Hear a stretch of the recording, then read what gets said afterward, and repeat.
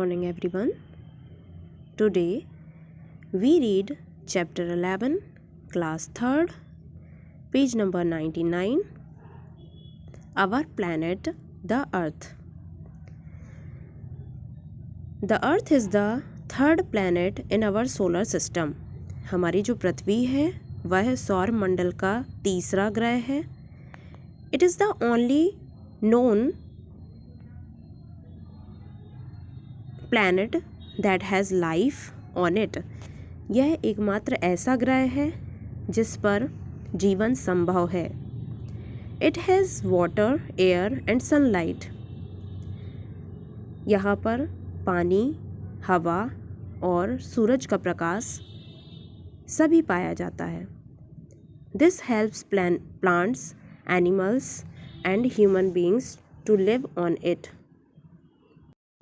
यह पेड़ पौधों, जानवरों और मनुष्य को जीवित रहने में मदद करता है.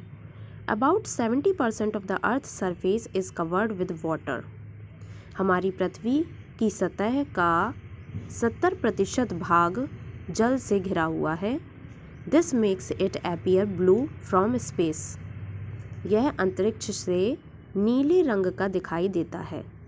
That is why the Earth is also known as the blue planet. इसीलिए हमारी पृथ्वी को नीला ग्रह भी कहा गया है.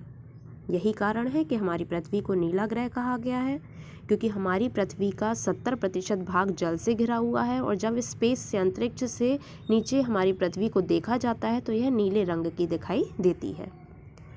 How was the Earth formed? पृथ्वी कैसे बनी है? Scientists have done a lot of research to find out how the Earth was formed. वैज्ञानिकों ने काफ़ी खोज के बावजूद हमारी पृथ्वी कैसे बनी है यह निष्कर्ष निकाले हैं. The Earth was formed about 4 million years ago from clouds of gases and dust. हमारी जो पृथ्वी है वह 4 मिलियन साल तक जो हमारे क्लाउड्स की गैसेस होती हैं और डस्ट, इनसे मिलकर बनी हुई है. इन द बिगनिंग, शुरुआत में, the earth was very hot. हमारी पृथ्वी बहुत ही गर्म थी, बहुत हॉट थी. And it was surrounded by many hot gases. और यह बहुत गर्म गैसों से घिरी हुई थी. It took millions of years for it to cool down.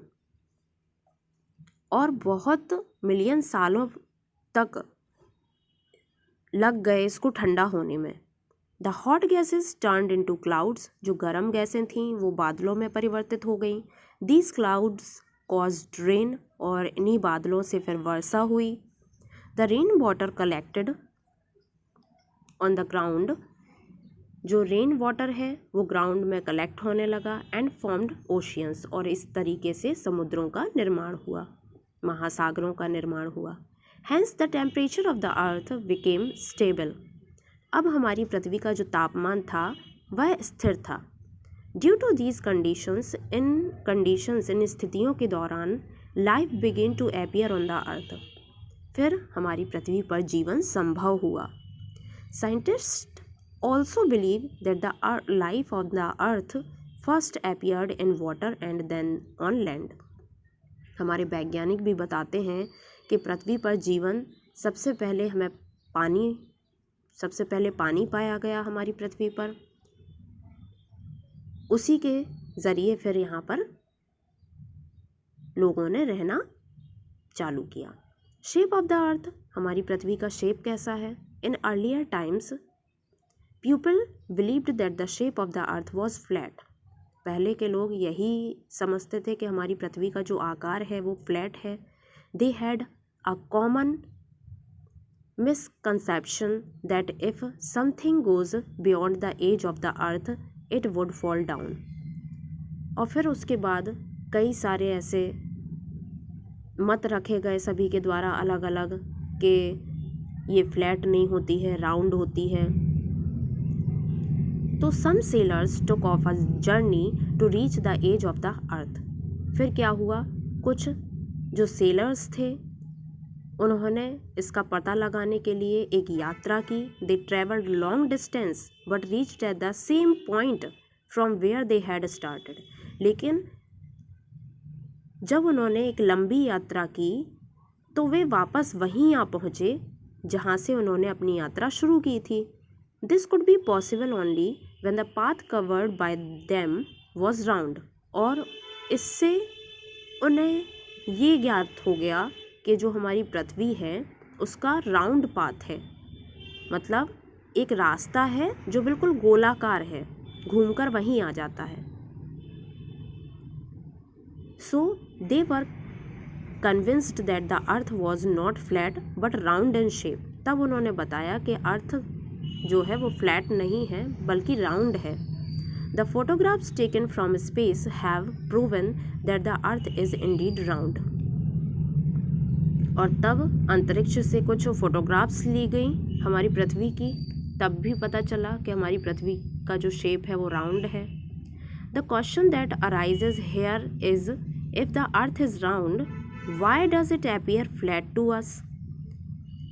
लेकिन फिर से कुछ मतभेद पैदा हुए कि पृथ्वी जब गोल है तो ये हमेशा हर जगह जहाँ खड़े होते हैं हम तो समतल क्यों दिखाई देती है, फ्लैट क्यों दिखाई देती है। Imagine an ant sitting on top of a huge football.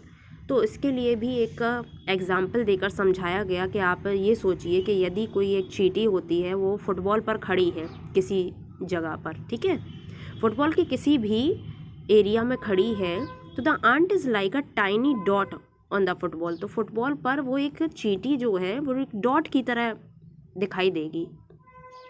It will be able to see only a small part of such a huge football. और चींटी को भी इतनी बड़ी फुटबॉल का केवल थोड़ा सा पार्ट ही दिखाई देगा, छोटा सा पार्ट दिखाई देगा उसको जहाँ तक उसकी आई कांटेक्ट पहुँच रहा है।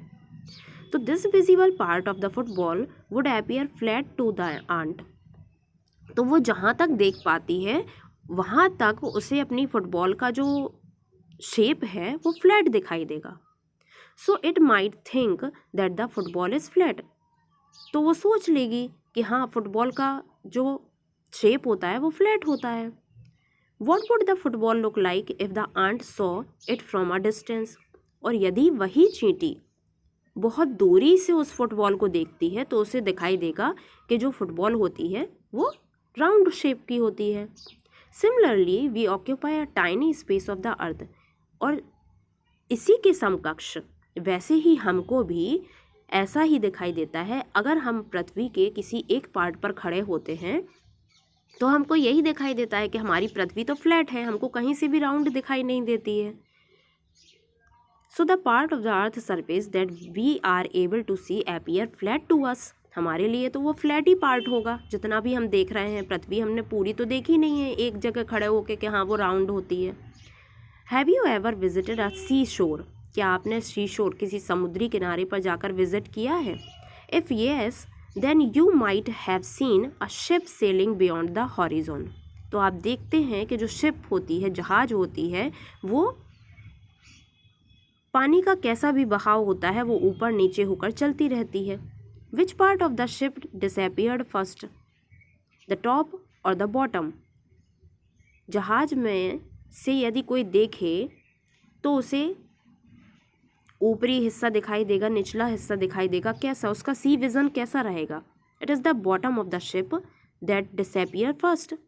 शिप के नीचे का हिस्सा उसे दिखाई नहीं देगा कि वो कहाँ चल रहा है। उसे तो सामने अगर फ्लैट दिखाई दे रहा है तो वो फ्लैट ही समझेगा। This would only happen if earth was round and not flat. और यही कारण है कि हमारी पृथ्वी का आकार भी गोल है, यह फ्लैट नहीं है। सिर्फ हमें देखने पर हम जितना एरिया देख पाते हैं उसके अकॉर्डिंग वह फ्लैट दिखाई देती है। ओके, नेक्स्ट देखिए मूवमेंट ऑफ द अर्थ। हमारी पृथ्वी का मूवमेंट क्या है? The earth appears still to us, however it is moving all the time. It shows two kinds of movements, rotation and revolution. हमारी पृथ्वी जो है हमेशा ऑल टाइम मूव करती रहती है। इसका मूवमेंट दो प्रकार का होता है, रोटेशन और रिवॉल्यूशन। तो रोटेशन पढ़ेंगे हम सबसे पहले। घूर्णन, the earth moves like a spinning top. जो हमारी पृथ्वी होती है वह एक स्पिनिंग घूमते हुए लट्टू के जैसी होती है। It spins around an imaginary line, यह एक काल्पनिक रेखा के अंतर्गत घूमती है। That passes through the north pole and the south pole, जो हमारी काल्पनिक रेखा होती है वो नॉर्थ पोल से साउथ पोल की तरफ होती है, गुजरती है, पास होती है। This imaginary line passes through the centre of the अर्थ, यह जो काल्पनिक रेखा होती है यह हमारी पृथ्वी के मध्य से गुजरती है। This line is called the axis, और इसी को हम अक्ष या एक्सिस भी कहते हैं। The spinning of the earth on it's axis is called rotation, और पृथ्वी का अपनी धुरी पर घूमना, अपने अक्ष पर घूमना रोटेशन कहलाता है। The earth spins from west to east and its axis is slightly tilted, और जो पृथ्वी होती है वह कैसे स्पिन करती है, वेस्ट टू ईस्ट, ठीक है, पश्चिम से पूरब की तरफ, और ये इसका जो अक्ष होता है वो स्लाइटली टिल्टेड होता है। एक्टिविटी फर्स्ट देखिए, take a ball of wool and a knitting needle. आपको एक ऊन का गोला लेना है और एक सिलाई लेनी है जिससे ऊन को बुनते हैं। Push a needle through the centre of the ball, आपको बीच में से निडल को घुसाते हुए उसको पुश करना है। Now spin it slowly from west to east using the needle, और निडल की सहायता से हमको निडल घुमानी है वेस्ट टू ईस्ट। तो the earth also spins like this ball, तो जैसे वो ऊन का गोला घूमता है ना, वैसे ही हमारी पृथ्वी भी घूमती है। और जो हमारी निडल है वो एक इमेजिनरी लाइन मान लीजिए आप, ठीक है ना। नेक्स्ट है डे एंड नाइट, रात और दिन। तो the rotation of the earth causes day and night, तो जो हमारी पृथ्वी का रोटेशन होता है दिन और रात उसी के कारण होते हैं। One complete rotation of the earth on its axis causes one day and one night, हमारी पृथ्वी का वन कंप्लीट रोटेशन जो होता है, एक चक्कर जो होता है, उसी के कारण एक दिन और एक रात होती है। और यह कितने में कंप्लीट होता है? The earth completes one rotation in 24 hours, यह 24 घंटे में एक अपना रोटेशन पूरा करती है। Thus a cycle of one day and one night is repeated after every 24 hours. तो जो ये एक दिन और एक रात का जो चक्कर है यह 24 घंटे में पूरा हो जाता है और नेक्स्ट स्टार्ट हो जाता है। हर 24 घंटे में उसका एक रोटेशन पूरा होता है। तो let us perform an activity to show that rotation of the earth causes day and night. इसको हम एक एक्टिविटी के थ्रू भी प्रेजेंट कर सकते हैं कैसे डे और नाइट होता है। Page number 102, take the small ball of wool with knitting needle on it as used in activity first. जैसा कि हमने एक्टिविटी फर्स्ट में किया था, हम एक वूल लेंगे, उसमें निडल प्रेस करके लगा देंगे। Darken the room by switching off the lights, हम एक अंधेरे बंद कमरे में उसको लाएंगे, सारी लाइट्स ऑफ कर देंगे। Inside the dark room hold the ball from the top of the needle and shine a torch on the ball, और हम ऊपर टिप में सबसे ऊपर की तरफ पकड़ लेंगे उसको और टॉर्च से उस पर प्रकाश मारेंगे। One half of the ball is facing the torch, तो टॉर्च के सामने जितना भी हिस्सा आएगा वहाँ पर तो प्रकाश दिखाई देगा। This half gets illuminated by the light coming out from the torch, और जहाँ पर लाइट का प्रकाश नहीं पहुँच रहा है, मतलब टॉर्च का प्रकाश नहीं पहुँच रहा है, तो पीछे वाले उतने हिस्से में क्या होगा? अंधेरा होगा, डार्कनेस होगी। तो the other half of the ball gets no light the appear dark. Now slowly rotate the ball, और फिर उसके बाद धीमे धीमे हम अपने वूल वाली बॉल को रोटेट करेंगे, तो after some time this part becomes completely dark, जो पीछे हिस्सा रहेगा वो कम्प्लीटली डार्क रहेगा और जो हिस्सा सामने आता जाएगा उस पर लाइट का प्रकाश पड़ता जाएगा, टॉर्च का प्रकाश पड़ता जाएगा। तो eight the same time the part of the ball that was dark earlier is slowly moving toward the torch, it starts getting light from the torch and becomes bright, और जो हिस्सा टॉर्च के सामने आता जाएगा उसमें फिर से दिन होता जाएगा, जो हिस्सा पीछे रहेगा जहाँ पर प्रकाश नहीं पहुँच रहा है वहाँ पर रात रहेगी। तो इस तरीके से डे और नाइट होता है।